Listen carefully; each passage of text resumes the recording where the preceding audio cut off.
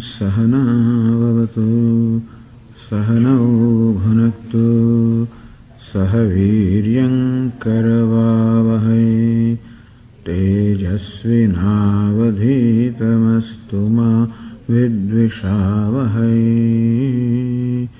Om Shanti Shanti Shanti. Let us read from the verse 18. Karmanya karmayah pashyed akarmani cha karmayah sabuddhiman manushyeshu sayuktah krishna karma krita yasya sarve samarambhaha kama sankalpa varjitaha jnanagni karmanam tamahuh panditam buddhaha tyatva karma phala sangam nityatrupto nirashrayah karmanyabhipravrittopi naiva kinchit karoti saha nirashiryata chittatma tyakta sarva parigraha shariram kevalam karma kurvannapnoti kilbisham yadrucchālāvasantuṣṭah dvandvātīto vimatsarah samassiddhāvasiddhau ca kritvāpi na nibadhyate gata sangasya muktasya jnānavasthita chetasaha yajñāya charatam karma charatah karma samagram praviliyate samagram yajñāya acharatah samagram karma praviliyate. Lord Krishna says that one who performs an action in the spirit of yajna, in the spirit of offering, in the spirit of sacrifice, samagram praviliyate, that karma no more becomes binding. A person is not bound by the karma that is performed in the spirit of yajna. This was stated in the 3rd chapter also. Yajñārthāt karmanonyatra lokoyam karma bandhanaha. Lord Krishna said that an action performed in a spirit other than that of yajna becomes a binding action. A person gets bound by an action when action is performed in a spirit other than that of yajna or self-sacrifice. Meaning that when an action is performed in the spirit, total spirit of offering oneself, where there is no demand for any reward for oneself, where the very offering itself is a reward. When a person gains a sense of satisfaction in the very process of making an offering, that would be a great thing. Then, you see, if doing something itself is a reward, then what the consequence of the doing is of, it doesn't matter. If I enjoy the very thing that I am doing, then it doesn't matter to me what the outcome will be, because usually outcome becomes important to me because my happiness comes from an outcome. It is not action that we enjoy much. Usually action is performed so that it will bring about a certain reward. So keeping a personal reward, usually an action is performed.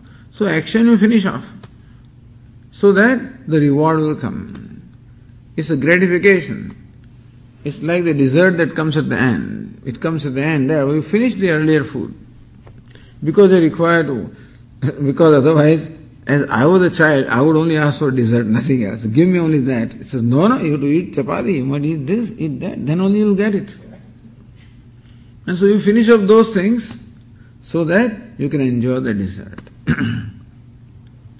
Similarly also, karma phala, the result of an action is like dessert, which is what you basically want. It's a reward from performing an action is what the mind wants. But you cannot get a reward unless you perform an action, thereby you perform an action also, finish it out. Meaning performance of action does not generate much joy, because my joy is reserved for the outcome of the action.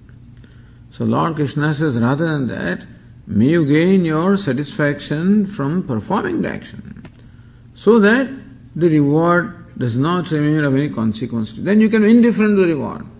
Because basically I am different to happiness, that's all. If karma gives me happiness, then karma phala does not remain important to me. That's how one can become free from attachment to karma phala. Here the wise person is happy anyway, with doing something or without doing something. As we said, his very action itself is an expression of his fullness. And therefore, whatever he does is done out of fullness, not for the sake of fullness. It's done out of happiness, not for the sake of happiness. And therefore, there is no ego involved in that, in the sense that there is no demand or desire for any personal reward involved, nor there is any great notion that I am doing this. That being the case, that action does not produce any consequence for this wise person. Otherwise, action must produce a consequence. And whoever performs the action is responsible for experiencing the consequence. So a wise person also performs actions which anybody is going to do. At least he must perform the action of eating his food, that much he has to do. And maybe begging the food, some action has to be performed. Nobody can be totally free from any activity. Unless you stay like stone, in your samadhi, then someday you will wake up. Someday some food will be needed, as long as the body is. And therefore, some action will be performed even by the wise person. If action is always binding, then the wise person also will be bound, in which case he cannot be liberated. Therefore, Lord Krishna is explaining how even when action is performed, it can be non-binding action. When that action is performed without the expectation of what reward it will bring to me, and when that action is performed in the spirit of totally a spirit of offering. So when I am offering myself with expecting no reward, such a thing is possible only when offering itself creates happiness in me. That alone is possible. If offering is done with a little grudge, as I said, 3 kinds of dhanam or charity are described by Lord Krishna. The best charity, as we said in the morning, is when there is an urge from within myself that I want to give. Is given with no expectation of reward, because giving itself is the joy or fulfillment. Therefore, his mind is seeking no reward. That's the most exalted kind of giving. In another kind of giving, which is characterized by rajas, I give all right, but there's always some calculation of some reward. Even if I do not expect a reward from this person to whom I have given, and I expect a reward in terms of punya karma, some punya will be there in my account so that I will get heavens or something. Or I expect a return of favor from the one whom I am giving.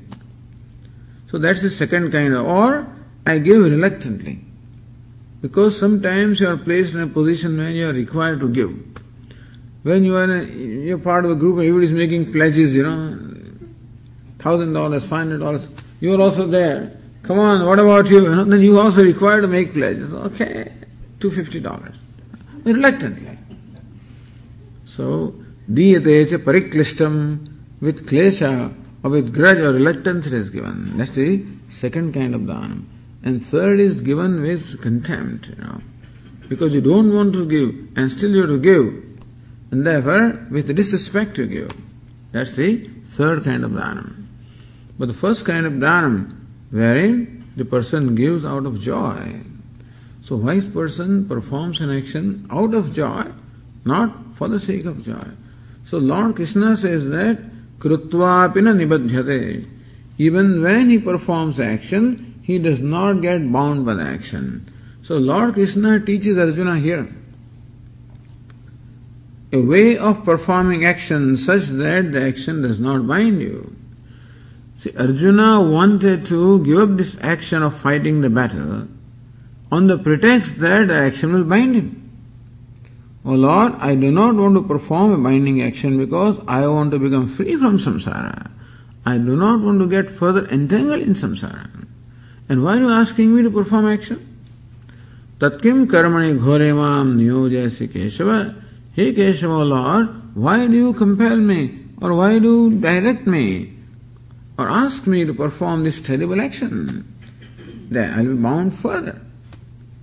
Therefore, all this long discourse where Lord Krishna says, no, there is no rule that just because you perform an action that you are bound. Only when you perform an action with expectation of personal reward, or you perform an action with a sense of ego that I am doing this, then that becomes binding. But when an action is performed with no expectation of reward, where there is no ego involved that I am doing this, it's a spontaneous response, and that being the case, it is an action performed as a total offering, then the action does not become a binding action. Which means that, see, all this will be understood only by the people who are familiar with the Vedic culture, because karmana badhyate jantuhu, normally understanding is that a person becomes bound by karma. What is called moksha is freedom from bondage of karma. That is why the karma is being discussed. That karma need not bind you. It is not action that binds you, it is the intention behind the action that can bind you or that can free you also.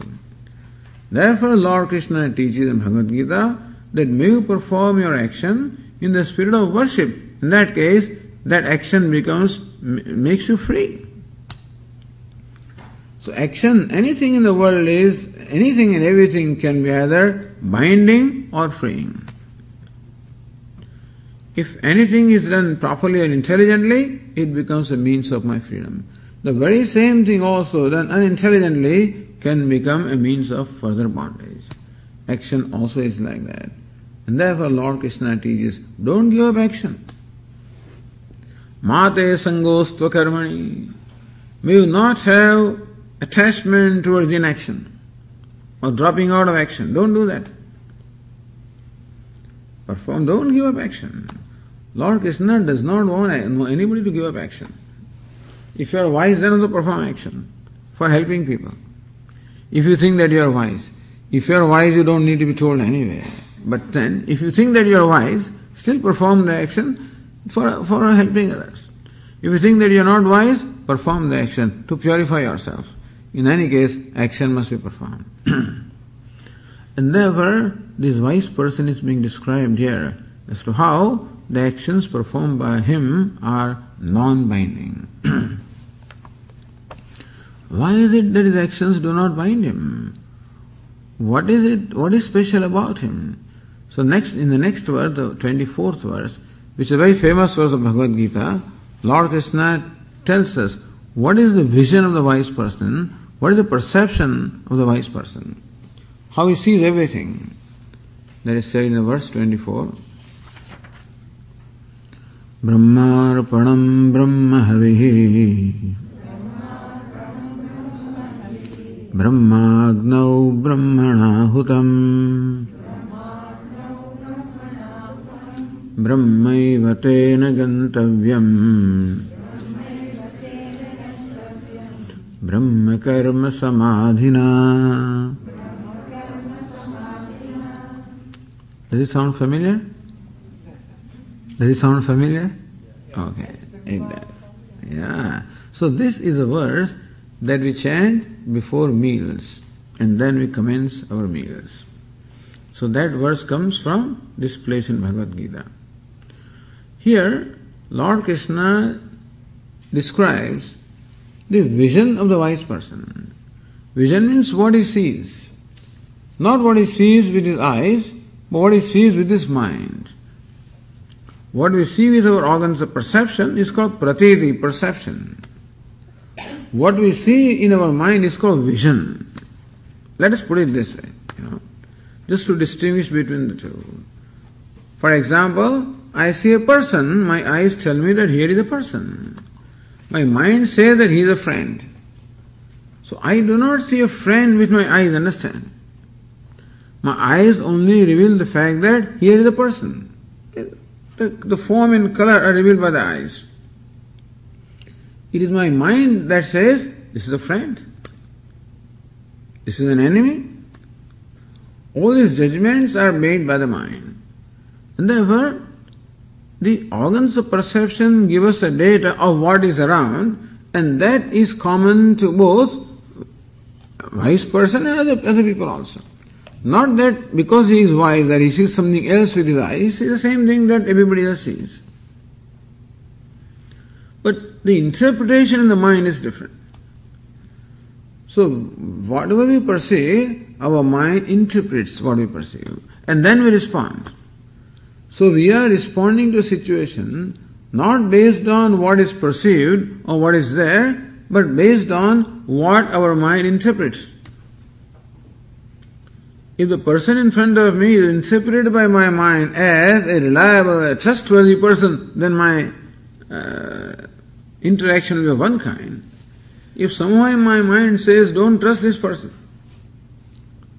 then my interaction, vyavahara, will be of a different kind. Person remaining the same.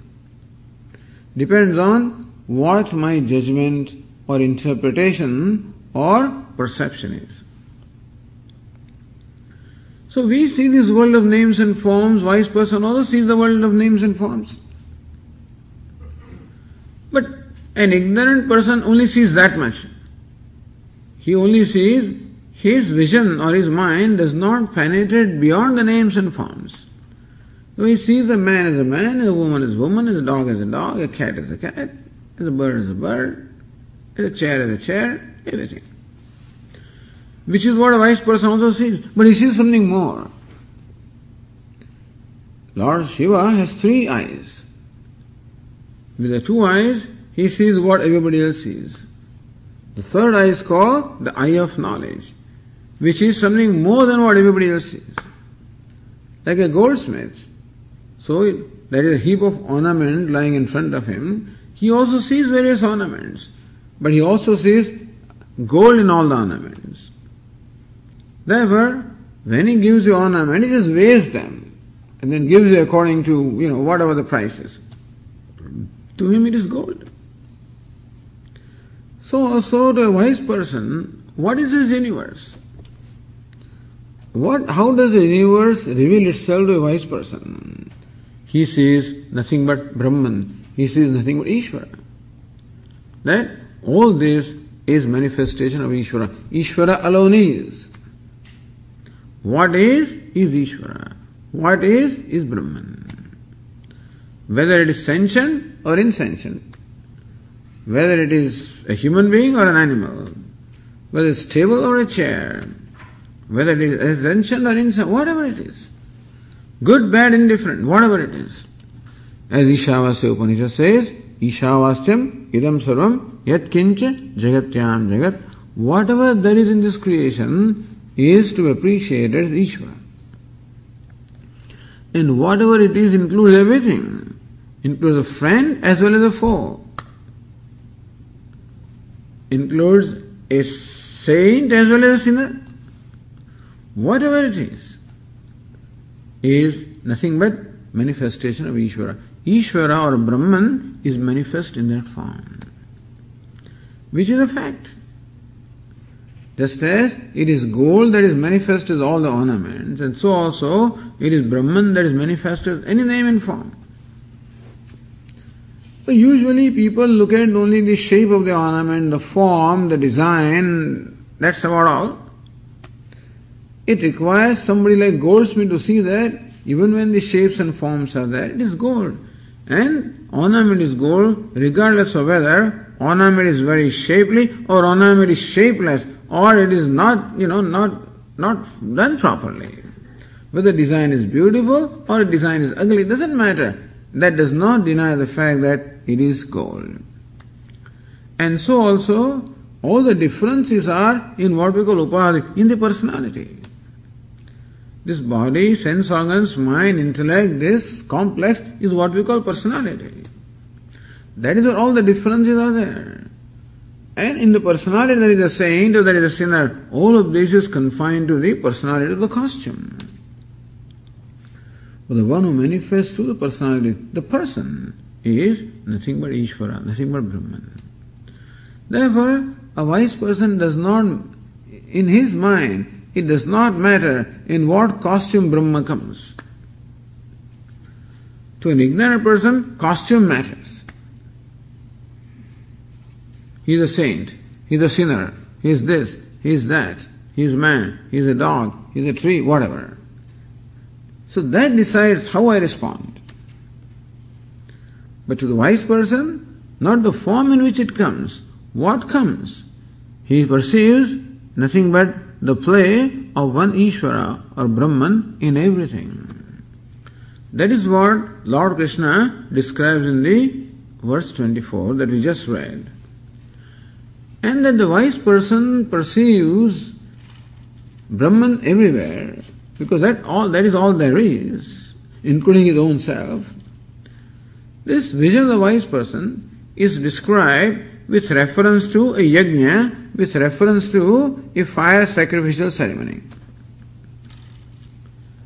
And as you know, in a typical sacrificial ceremony, or it's a ceremony which is of a form of worship to the devatas.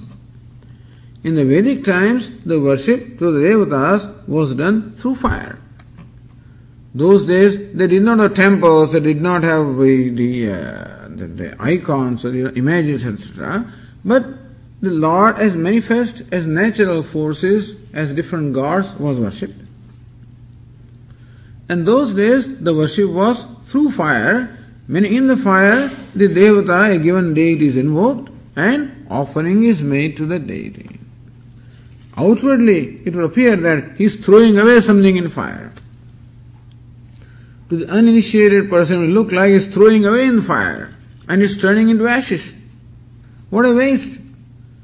So people even now say, why are you wasting? They take this ghee or clarified butter, which is a very common, material of worship, and that is offered, chanting the mantra.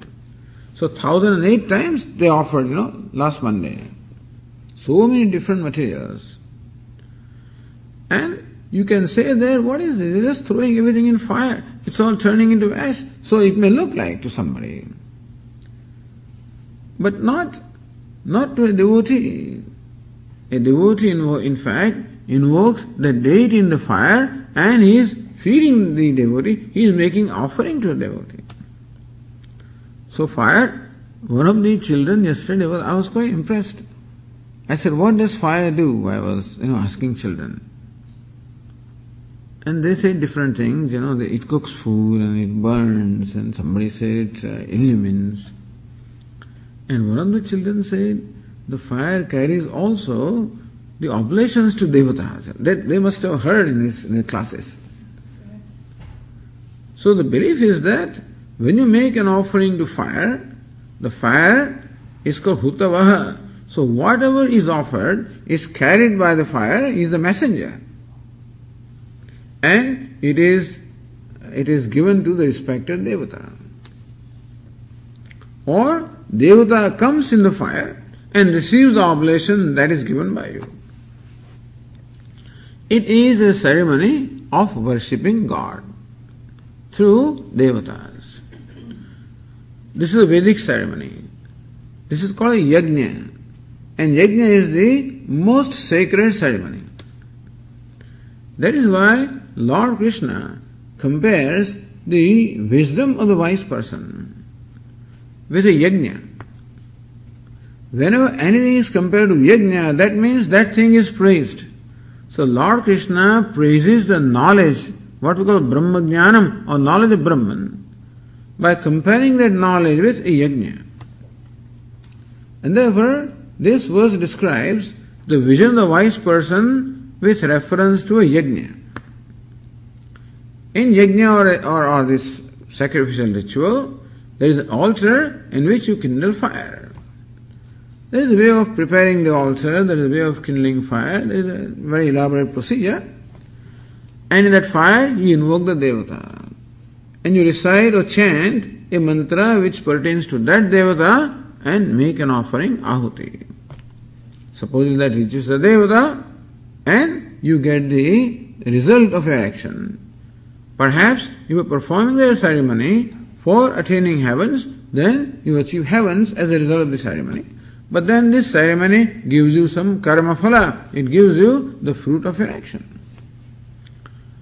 So while this ceremony, suppose a wise person performs this ceremony, how does he perceive different things? Lord Krishna says, Brahmarpanam, Brahmahavihi, Brahmagnau, Brahmanahutam. Brahmarpanam. Arpanam.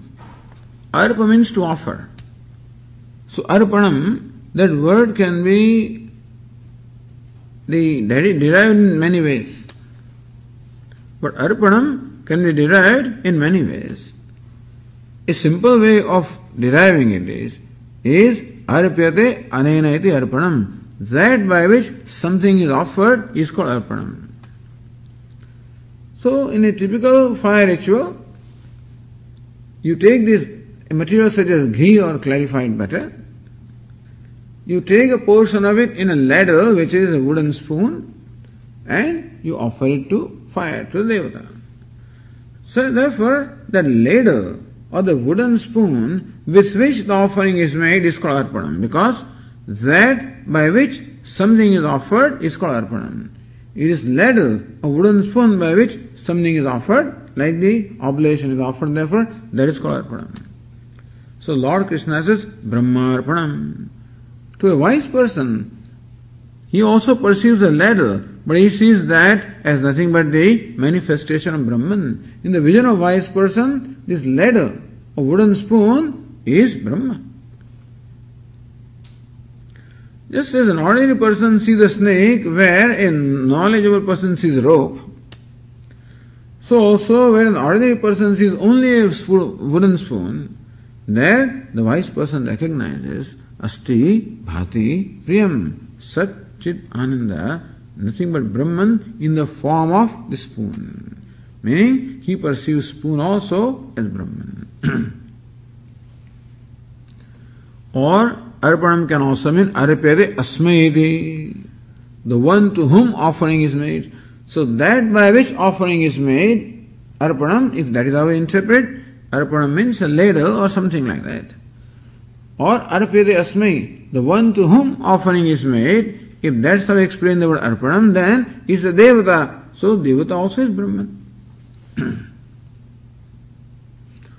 Or offering is made also with the mantras, by reciting a mantra. Mantra also is Brahman. Or that unto which something is offered. So that Adhikaranam, the place, is also Arpanam. Time, place, etc. also is Brahman, meaning wise person perceives a ladle as Brahman, or the Devata as Brahman, or the mantra as Brahman, or the place and time as Brahman. He sees all of this as manifestation of Ishvara, manifestation of divinity. He sees divinity there, he sees harmony there, he sees nothing but perfection. He sees nothing but a wholeness manifesting as all these different things. Brahmarpanam. He sees his own self, as a matter of fact. Brahma Havihi. So, Havihi means oblation. That which is offered, like clarified butter, like ghee, is called Havihi, Havish. That also is Brahman in the eyes of the wise person. Brahmagnau. Agni of the fire unto which offering is made also is Brahman in his perception, his vision. Brahmana Hutam, one by whom the offering is made, his own self also is Brahman. Hutam, the very act of offering also is Brahman. Meaning, in his perception, everything is Brahman. Really, what it means is Sarvam Khaluvidam Brahma. All this indeed is Brahman in the vision of the wise person. Of which a few things are described. You can't describe everything, you cannot list everything. But Lord Krishna listed a few things which are important elements comprising the yajna, thereby meaning that the knowledge of the wise person is comparable to yajna, which means it is exalted. It also means that wise person sees everywhere and everything as nothing but manifestation of Brahman or Ishvara or his own self. Brahmayeva tena gantavyam. By this person, gantavyam, as a result of performing this yaga of knowledge, what will he achieve? Brahmayeva tena gantavyam. The goal or what he will achieve also is Brahman. Why is it so? Because Brahma karma samadhina. Because he is Brahma karma samadhi. So Brahma itself is karma. Karma is the object to be reached. Samadhi means his mind is totally concentrated upon Brahman as the object. He sees everything as Brahman. Or karma also can be action. For him, the whole action also is Brahman. In his perception, there is nothing but Brahman. Therefore, he is Brahman and he reaches Brahman because there is nothing else to reach. So, this verse says that the wise person visualizes or perceives or sees or knows everything as Brahman. Understand that this perception is a mind. You don't perceive Brahman. Swamiji instead of spoon, he sees something there. What does he see? His own self. Brahman is not different from himself. Meaning he doesn't see anything as separate from himself. He sees his own self as manifesting as the whole universe of names and forms. And this verse is chanted before the meals. The reason is that in a way there is a suggestion that the meal or this whole act of eating the food can also be perceived as a yajna, as a yajna or as an act of worship. In yajna, you require the fire and you require the material of offering. So when we eat, we take a morsel of food in our fingers, put it in our mouth, and it goes to the stomach.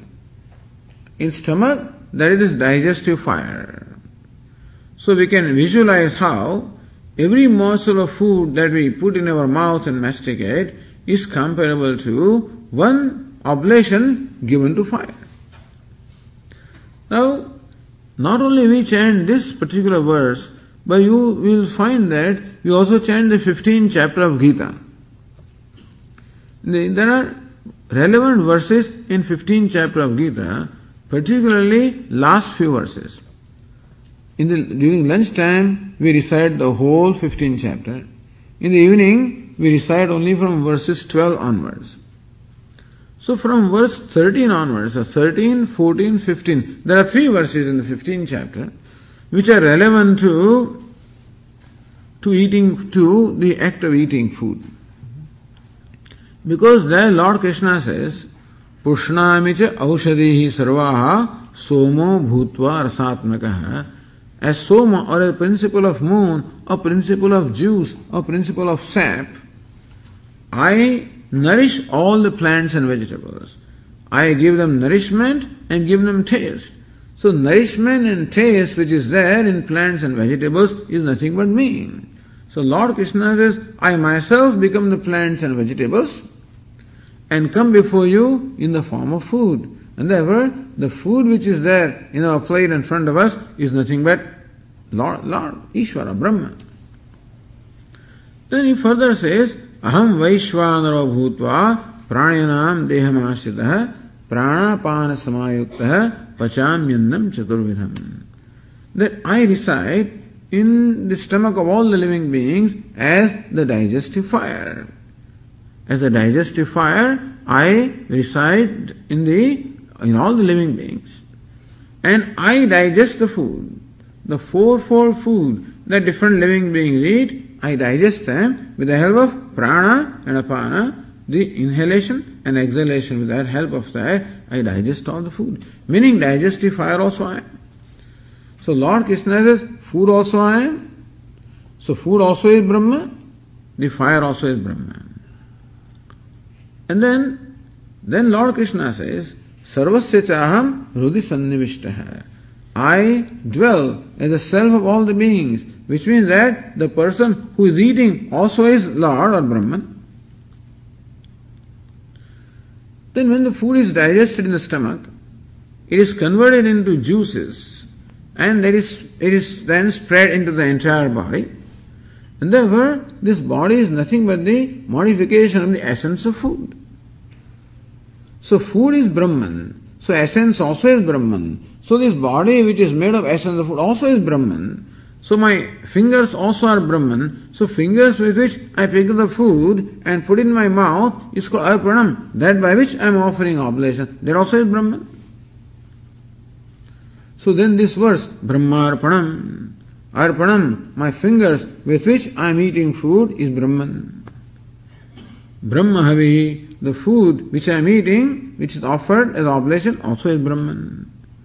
Brahmagnav, the Agni, the fire, digestive fire, to which the food is offered, also is Brahman. Brahmana hutam, one by whom this offering is made, namely self, also is Brahman. Hutam, the whole process of offering or eating is Brahman. So therefore, in fact this is so. Every aspect involved in eating the food is Brahman, as we explained. And therefore, one can look upon this act of eating the food as an act of worship, as an act of sacrifice or act of worship. And one can remind oneself that whatever is, eater also is Brahman, eaten also is Brahman. The subject also is Brahman, object also is Brahman. The whole universe made up of bhokta and bhogya, eater and eaten. That's all there is. What is in the whole universe is what? Bhokta and bhogya, the subject and object, eater and eaten. Both are Brahman. Therefore, keeping this in mind, if you eat your food, then eating also becomes nothing but meditation upon Ishvara or worship of Ishvara. That is the reason why the verses of 15th chapter and this verse also is chanted. So this is called Jnana Yajna. Yajna in the form of knowledge. This is the main yajna. This is yajna that a wise person performs. He doesn't do anything. But his very knowledge, very vision itself is equal to yajna. Therefore, some Mimamsaka have a problem. They look at these fellows, they have given up the renunciates, they have given up all their duties, and therefore they will become, they are not performing their duties, therefore they are accountable. Therefore, here it said that this very knowledge itself is equal to yajna, therefore he is constantly performing yajna and is doing his duty. Now in next several verses, Lord Krishna describes different spiritual practices. Lord Krishna wants to say that inasmuch as the ultimate goal is yajna in the form of knowledge, therefore the means also should be yajna. The means should be compatible to the end. If end that we are seeking is knowledge, which is of the nature of yajna as described in the 24th verse, then the spiritual means that you undertake for achieving that goal of yajna, the means also should be yajna. Therefore, in the next few verses, Lord Krishna mentions some of the spiritual practices which different aspirants perform and calls them yajna. Because wherever some offering is made, that is called yajna. So word yajna is now used in a very broad sense. Conventionally, yajna is only that action where an offering is made into fire. However, yajna, the word can also be used to include any action where some offering is made, any action that is performed in the spirit of offering. In that sense, in fact, Lord Krishna often uses the word yajna in Bhagavad Gītā. Yajnarthat karmanonyatra, when you perform an action in the spirit of yajna, meaning in spirit of offering or worship. So now Lord Krishna says how different aspirants practice different spiritual, perform different spiritual practices. Some of these are mentioned here. Let us read the verse 25. Daivameva pare yajñam yoginah paryupasate brahmagnava pare yajñam yajñenaivopajuhvate.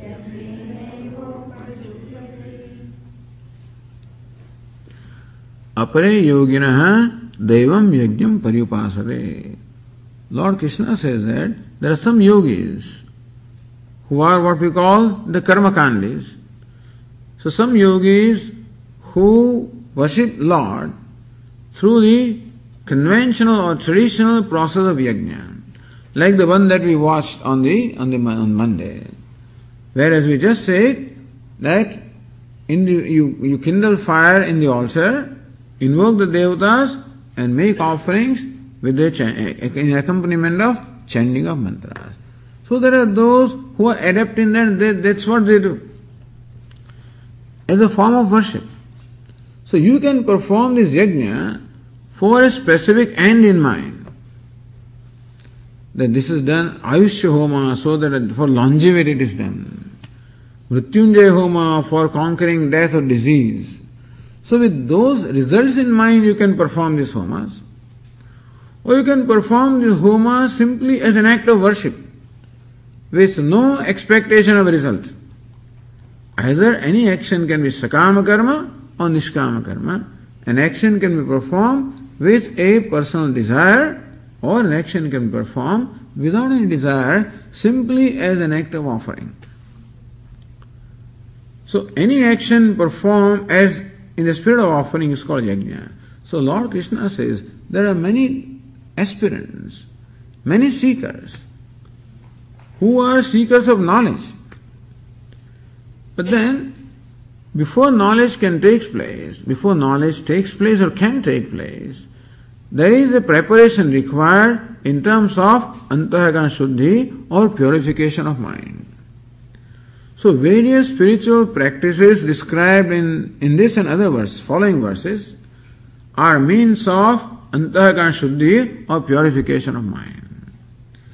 In fact, the whole karma yoga described in Bhagavad Gītā is meant for purification of mind. So therefore, the practices performed for purification of mind are also called yajna. Whether they are yajna in conventional manner or there are other kind of practices, they are all called yajna.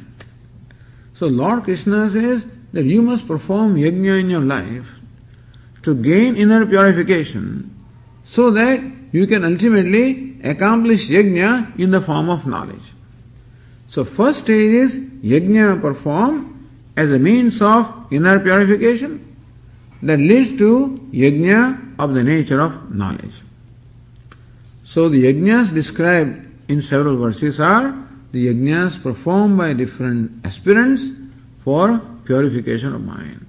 And what practice you will undertake depends upon your own disposition and your own liking, your own aptitude. So many spiritual practices are available from which one can choose for one's own inner purification. So, as far as the path to antahakana shuddhi or inner purification is concerned, there are many means. See, they say that the goal is one, the paths are many. And so people believe that all the paths are equal and they all lead to the same goal. But no, all these different spiritual practices would lead to the goal of antahakana shuddhi or purification of mind. From there on, there is only one path, and that's the path of knowledge. To recognize that Brahman is my own self. So, ultimately path is knowledge. But for preparation for knowledge, there are many practices available. some of which are described here, and there are many more. In a country like India, when over millennia, so many spiritual practices develop, many. So there are many traditions, many forms of worship. So many devatas are there, so many forms of worships are there, and every form of worship has its own unique characteristics. So in different parts of the country you find different spiritual practices performed, and in the same part, in one part of country also you find many practices. In one family you also may find members perhaps doing different kinds of things. That's all fine, inasmuch as every spiritual practice has a potential of, as long as it is performed in the spirit of worship, it has the potential of creating or giving me antahkarana shuddhi or preparedness for knowledge. So here Lord Krishna says there are some spiritual aspirants who perform the traditional yajna where daivam yajnam, where devata or deity is invoked and offerings are made, and this is what they do as a spiritual practices. When does it become spiritual? When it is performed without any expectation of result. Otherwise it is not spiritual. An action is spiritual only when it is selfless action. Otherwise it's a material action. Just because you do religious action doesn't mean that you are a spiritual person. In the 9th chapter, Lord Krishna says, there are many fellows who perform very elaborate yajnas. But through perform the yajnas or all these the sacrifices or rituals, what do they want? They want heavens. They don't ask for me, they ask for heavens. So that's where they go. Just to come back, because when the punya is exhausted, come back again and again do that. So this is a merry-go-round, or going round and round, whether it's marry or no marry. But what is called spiritual practice is when the same yajna can be performed without expectation of any reward, no heavens, nothing. All I want is Ishvara. What I want through this practice is inner purification. I know that there is nothing to be accomplished in life. It is accomplishment of what is already accomplished, and therefore I do not want to accomplish more things and add further baggage. Whatever baggage I want to get rid of it. So we can perform an action to accumulate more baggage, or you can perform an action to get rid of baggage. So when an action is performed to get rid of the baggage of likes and dislikes, attachment, aversion, then it becomes a spiritual action. Otherwise, it's like anything else. Whether you perform a ritual, or you do business there, or you do agriculture, same stuff. Except maybe one way more effective, but no big difference. No big difference in as much as all are materialistic people, because they are only seeking material pleasure, whatever action you perform. So one who is seeking the spiritual growth is a spiritual person. So Lord Krishna says there are those who perform this homa yagni, daiva yajna, for the sake of antahkarana shuddhi, purification of mind. Brahma agna apare yajnam yajnenaiva upajihvati. There are others who perform the fire, the yajna, the fire of the sacrifice of knowledge. The second line is a different kind of yajna that Lord Krishna is talking about. There are those aspirants of knowledge, seekers of knowledge, who may be renunciates or whatever, who have only one thing to do, who are totally devoted to the pursuit of knowledge. And what they do is, they offer in the fire of knowledge the ignorance. How do you offer ignorance? What does ignorance do? Ignorance causes a wrong perception about myself. Ignorance causes a sense of ego. Ignorance therefore causes a sense of smallness. So they perform a yajna like this. Every time my mind comes up with the idea of smallness, every time the ego arises in my mind, declaring that I am a small or limited person, right away I make my mind see, hey, you are not this, you are Brahman. The ego says, I am a human being. Then immediately I make it see, no, you are Brahman. This yajna can be performed when a lot of shravanam, mananam has been done, when one has gained this knowledge. Then also it is necessary to overcome the habitual error of identifying with the body, etc. And therefore the habit of the mind to always declare that I am limited. It keeps on coming in different ways, and every time the thought comes, I replace it by I am Brahman. Meaning that the notion born of ignorance is offered in the fire of knowledge that I am Brahman. This is called Jnana Yajna. This is Yajna or the sacrificial ritual characterized by knowledge. In the fire of knowledge, you offer ignorance. That's the most exalted Yajna. This other Yajna that are meant to ultimately lead to this Yajna or the sacrifice, or what we call the knowledge sacrifice, in which in the fire of knowledge that I am Brahman, ignorance of the nature of various notions is offered. And this is what some other aspirants do. And further, in verse 26, Shrotradirindriyanyanye Sanyamagnishu juhvate Shabdadin vishayananye Indriyagnishu juhvate. And the others offer organs of hearing other senses into the fire of self-mastery. Another kind of yajna is being done by some people. You know what they do? We have these organs of perception with the faculty of hearing, touch, sight, taste, smell, the 5 organs of perception we have.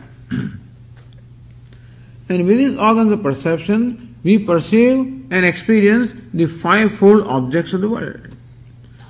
So a lot of enjoyment comes from experiencing the pleasurable objects from the organs of perception. Like I hear pleasurable sounds through the ears and I get pleasure out of that. Pleasurable touch, pleasurable forms and colors, pleasurable taste, pleasurable smell. So what these yogis do? They completely starve their sense organs. Shrotradini, Indriyani, all the sense organs, beginning from the faculty of hearing, the 5 organs of perception are there as I just described. Sanyamagnishu juhvati, sanyam means self-control or self-mastery, meaning that they do not permit their sense organs to experience any object. And therefore, they have withdrawn their mind from their occupation of all sense objects, and the mind is completely withdrawn inward. Meaning, sense organs are no more wandering in their pleasurable objects. Sense organs are denied any kind of an association or experience of sense objects. Sense organs are made to remain in their own locuses and not go out. You know what I mean is, usually, even when we are sitting here and listening to this talk, even then, our sense organs are quite active. Our ears are active. Sometimes listening to sound and things that are coming from outside, And so, oh, my friend has come, And you wonder. But this because the ears are always tuned to something. The eyes are always watching. Not only watching the Swami, everything else that's going around. If somebody comes in, then you can see the whole audience, following that. Suppose somebody gets up from here and leaves, surely everybody's eyes will follow. All the way. They'll escort him all the way. I'm sitting here wondering, that somebody leaving is more important than I'm sitting here. But that's what happens. It is just a habit. It is, because the sense organs are so restless. It's just a habit. With the fingers to keep doing something while sitting also. Moving the body one way, something or the other. Some activity always takes, because this is how organs of perception and organs of action. Both of these also keep doing something. The yogis. Yogi says no more. So he has gained such a control over himself that he prevents all the sense organs from contacting their respective sense objects, and all of them are focused in the locuses only, and therefore no activity at the organ of perception, no activity at the organ of action. He is concentrating totally upon himself. This stage in Yoga Shastra is called Pratyahara. There is Yama, Niyama, Asana, Pranayama, Pratyahara. Yama means all various don'ts, what we should not do, various values. Niyama do's, what we should do in our daily life. Asana, developing the posture, so that you can sit comfortably in a posture for a length of time. Pranayama, controlling the breathing, so that the mind also is controlled. Pratyahara, withdrawing all the senses from the respective objects and focusing them in their locuses and not allowing them to go out. Whole process is nothing but withdrawing our whole attention to ourselves. That's what Yoga Shastra is in fact teaching us. And so this is Pratyahara. So Shrotradini Indriyani Anye Sanyamagnishujukhvati. There are some yogis who perform the sacrifice of withdrawing the activity of all the sense organs to themselves. This is also a sacrifice because some offering is made here. What's the offering? The natural tendency of the sense organs to engage in sense objects is restrained and is offered in the fire of self-control. So this also becomes a yajna. Shabdadin Vishayan Anye Indriyagnishujukhvati. For others this is a tough thing to do. So others are a little less, others are not as accomplished as this. So what other seekers do? Shabdadin Vishayan Anye Indriyagnishujukhvati. In the fire of sense organs, they offer the sense objects. In the fire of sense, in the fire of self-control, they offer sense organs. Meaning not allowing sense organs to do anything by their control. It say that in the fire of self-control, they offer the sense organs. That is the way of yajna. Other people, here Lord Krishna says, they offer sense objects in the fire of sense organs. Meaning, other seekers are not as accomplished as the previous ones. So what they do, they allow their sense organs to experience sense objects, but only those which are permitted. So they will eat food also, they will listen to sound, they will see things, only those which are kosher. Kosher means those which are permitted by the scriptures. That means they will not allow their sense organs to contact anything that is polluting. Understand that constantly we are eating food not only through mouth, but we are consuming a lot of food through our sense organs also. Through ears we are constantly listening to sounds and words, and through eyes we are watching forms and colors. With skin we are touching various things. With nose we are smelling various things. All of these, understand, is kind of food which does have an influence on our mind. What kind of things you hear? What kind of things you see? What kind of things you smell? What kind of things you touch? All of this becomes very important because all of these give signals to the mind. And therefore, if these associations or experiences are impure, then they will make the mind impure. Meaning that if I see impure things, if I hear impure things, if I touch impure things, then it makes my mind also impure. So that is why there are certain sects who are very, very particular, even about touch. The Vaishnava, Pushtimara, they will not touch anything, and then, unless they wash their hands, unless the thing is touchable, very, very particular, because recognizing that impurity also can come through touch, it can come through eyes, it can come through ears, and this is all food which has influence upon our mind. And therefore, here are the seekers who restrain themselves into experiencing only those objects which are pure, and they, with discipline and deliberation, avoid anything that is impure. How to decide what is pure and impure? Whatever is prescribed by the scriptures is acceptable, whatever is prohibited in scriptures is to be avoided.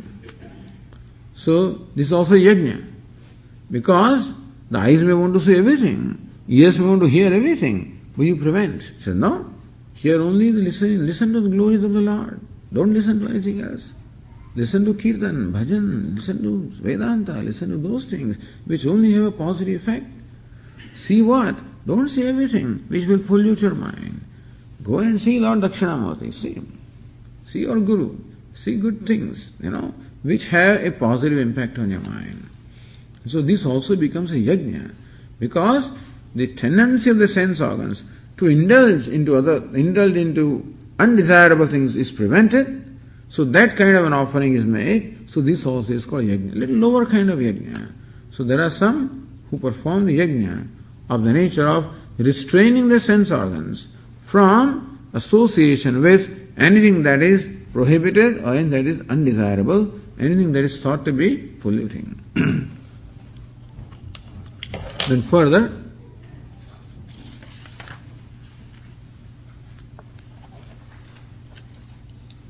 verse 27, Sarvani indriya karmani prana karmani chapare atma sanyama yogagnau juhvati jnana dipite. Here are the yogis. What do they do? Sarvani indriya karmani, all the actions of the sense organs of perception and all the actions of organs of action. Prana karmani chapare. Indriya, we have 10 organs. 5 organs of perception and 5 organs of action. Speech is an organ of action, hands are organs of action, legs also are organs of action, the procreation also is action, the excretion also is action. These are the 5 organs of action. So Sarvani Indriya Karmani. These are yogis who have stopped their sense organs for performing any action whatever. Prana Karmani cha. Our prana or vital air also performs various actions of exhalation, inhalation and whatever. They also that have been stopped. Atma Sanyama Yogagnau, in the fire of Sanyama, in the fire of self-control. So fire of self-mastery. Juhvati, the offer. Meaning that every action is offered. Nothing is allowed to do any action at all. They have gained a complete self-mastery and therefore they enjoy complete tranquility, what we call samadhi or total absorption, where all the organs of action are still, all organs of perception also are still, the prana also is still, the mind also is still, everything is still. And thus all of these things have a tendency to act. The organs of perception, organs of action, mind, all of these are the prana. By nature, all of them are changing. All of them have a tendency to do something. Therefore, one must in fact restrain the tendencies of doing things at all the levels.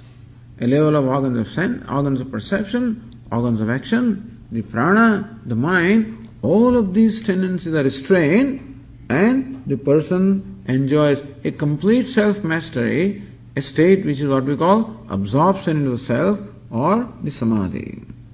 So samadhi yogi is a great yajna, of course, the greatest yajna of all this that I described, because every movement and every tendency to move has been restrained, and that's what he's offering in the fire of self-mastery.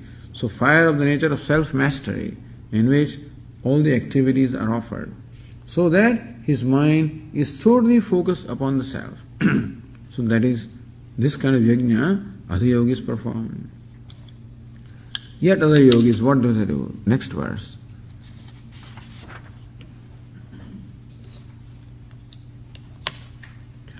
Dravya yajñās tapo yajñāः yoga yajñās tatha pare svādhyāya jñāna yajñāscha yatayas samshitavrataः. This verse describes 6 kinds of yajnas. Dravya yajnaha. There are those who perform yajna with dravya, with money or with wealth. So there you find different people doing different kinds of things. There are some people who are given to charity. They just keep on giving and giving and giving charity. Therefore, dravya yajna, the people who perform yajna or sacrifice, meaning spiritual practice with the help of dravya, with the help of money or wealth. And so, they earn money also, but then they keep on distributing money to those who are needy, without again expectation of any reward. Then it becomes a yajna. So dravya yajna, there are those who perform the yajna, the spiritual practice in the form of dhanam, in the form of charity, by giving or distributing the wealth. Tapo yajna, you find some other people who are given to austerities. So there are some people who love just austerity. Ask our lady sitting in front, how many days in the month she eats. Oh, on the Ekadashi, in the 11th day I fast, and on the Amavasya I fast, and on Saturday I fast, on Thursday I fast. Don't tell me when you fast, tell me when you eat, There are some people who are fasting and fasting all the time. And when special months come, month of Shravana comes, then he fasts one day and eats one day next day. All kinds of, so tapas means austerities, penance. Some people's life is characterized by penance. They do all kinds of other practices also. For example, they perform japa and they take a vow of doing it so many lakhs, in so many days. They do.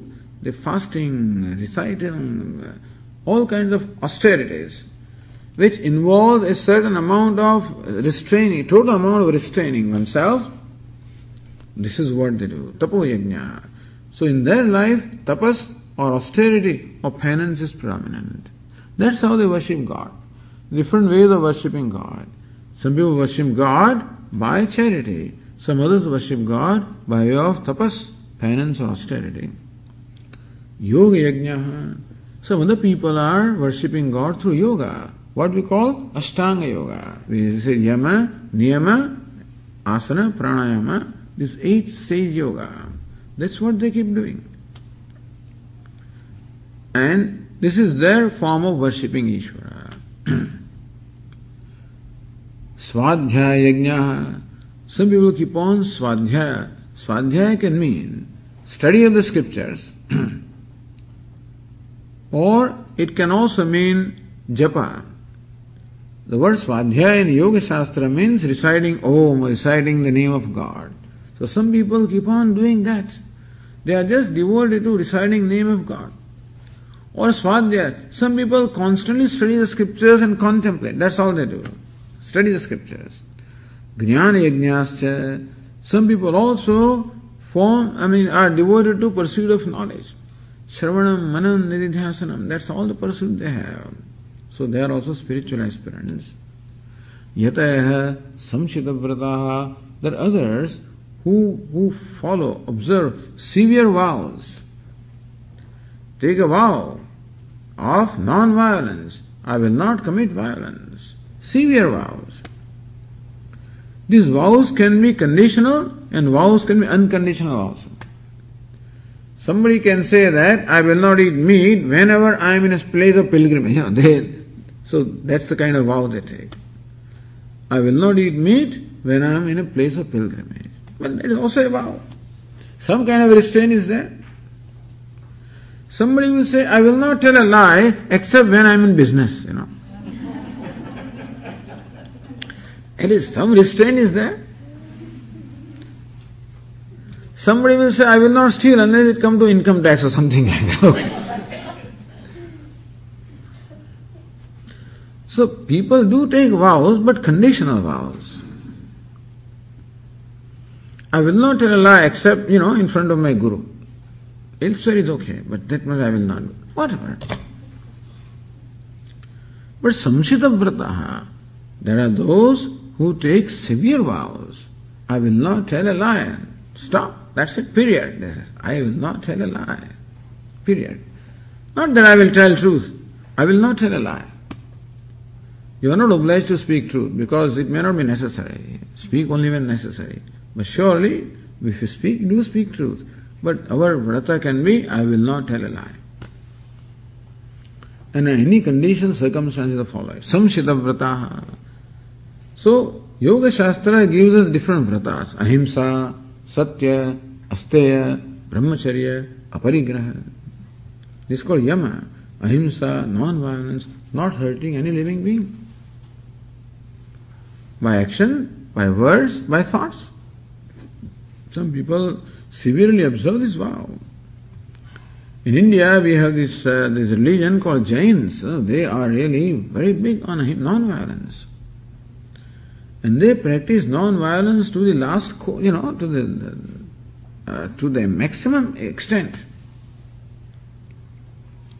Which is a great thing. Their monks, they only walk bare feet, that's all. They don't even use any vehicles. They don't use any kind of modern amenities. They don't even use microphones. Don't even use electricity, I think. Because more you consume, more violence, in consumption, somewhere some violence takes place. Minimum consumption. This is a vrata. Ahimsa. Samshita vrataha. Those having severe vows. So also truths can be a vow. Ahimsa, Satyam, Asteya, non-stealing can be a vow. Brahmacharya, celibacy or self-control, aparigraha, not storing anything. Some people don't keep anything with them. Minimum. That's all. Whatever comes is all gone. They keep only minimum things with aparigraha, non-hoarding. So, these and different vows, yataya samshita vrataha. There are many yatis, many seekers or aspirants who follow these severe vows. Thus, Lord Krishna is describing different kinds of spiritual practices. Every spiritual practice requires some offering to be made. Offering in terms of what my natural tendency is, offering in terms of disciplining, in terms of restraining. And therefore, all of these are called yajna, they are secondary sense.